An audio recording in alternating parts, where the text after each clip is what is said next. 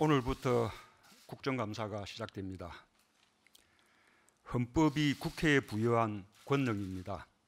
국회로서는 행정부를 견제하는 역할이지만 행정부로서는 1년간의 행정을 되돌아볼 수 있는 기회이기도 합니다. 국민께 정부가 하고 있는 일들을 소상히 답한다는 자세로 성실하게 임해주기 바랍니다. 특히 타당한 지적과 합리적 대안은 적극 수용해서 정책에 반영하는 것을 마다하지 않아야 할 것입니다.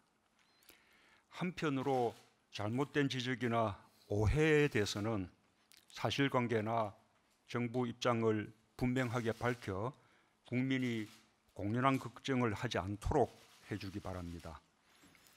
예를 들어 고용의 양적 지표가 좋지 않다는 점이나 영세 자영업자들의 어려움에 대해서는 수용할 부분은 수용하면서 원인 분석과 함께 장단기 대책을 마련하는 데 국회와 머리를 맞대야 할 것입니다.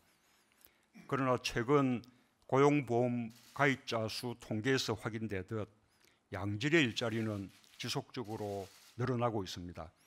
이처럼 고용의 질 개선 등 정부 정책의 긍정적 효과에 대해서는 국회와 국민께 적극적으로 설명하고 소통할 필요가 있습니다. 국회에도 헌법이 부여한 책무를 다해 주시기 바랍니다. 정부를 견제하는 잣대로 스스로를 돌아보며 국회가 해야 할 기본적 책무도 다해야 한다고 생각합니다. 국회 스스로 추천한 헌법재판관 후보 3명에 대한 인사청문 보고서를 아직 채택하지 않아 9월 19일 이후 헌법기관 마비 사태가 지금까지 계속되고 있습니다. 국회의 책무 소홀이 다른 헌법기관의 공백 사태를 초래하고 국민의 헌법적 권리까지 침해하고 있는 상황을 조속히 해소해 주시기 바랍니다.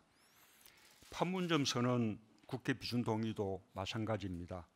판문점 선언에 이어 역사적인 북미 정상회담, 남북 간의 평양 선언 등이 계속되고 제2차 북미 정상회담을 앞두고 있는 등 한반도의 상황이 빠르게 앞으로 나가고 있는데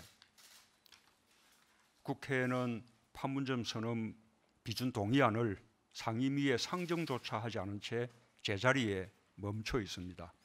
국민들이 간절히 바라고 세계가 주목하는 한반도 평화의 새 역사를 만드는 일에 국회도 동참해 주시고 정부가 더 잘할 수 있도록 힘을 보태 주시기 바랍니다.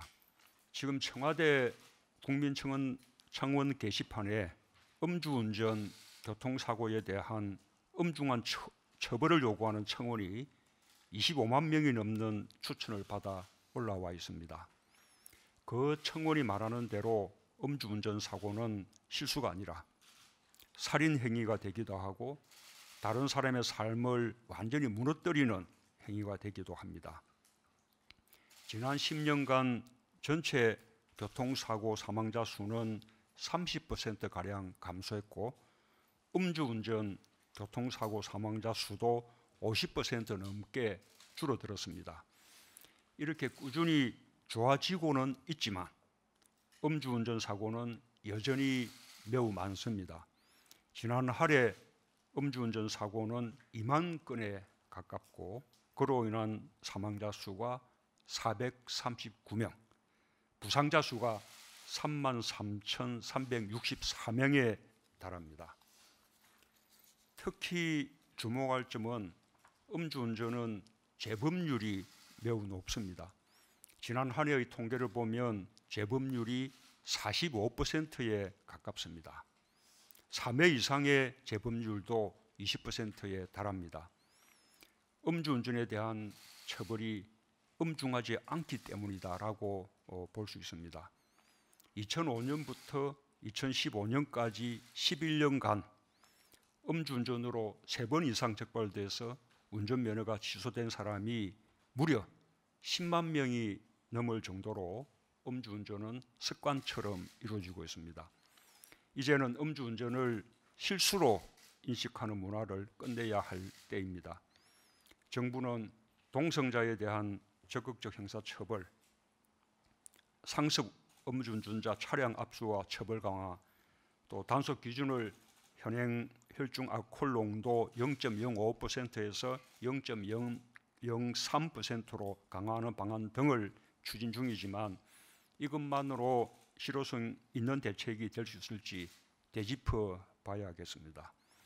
특히 재범 가능성이 높은 음주운전 특성상 초범이라 할지라도 처벌을 강화하고 사후 교육 시간을 늘리는 등 재범 방지를 위한 대책을 더욱 강화해 주기 바랍니다.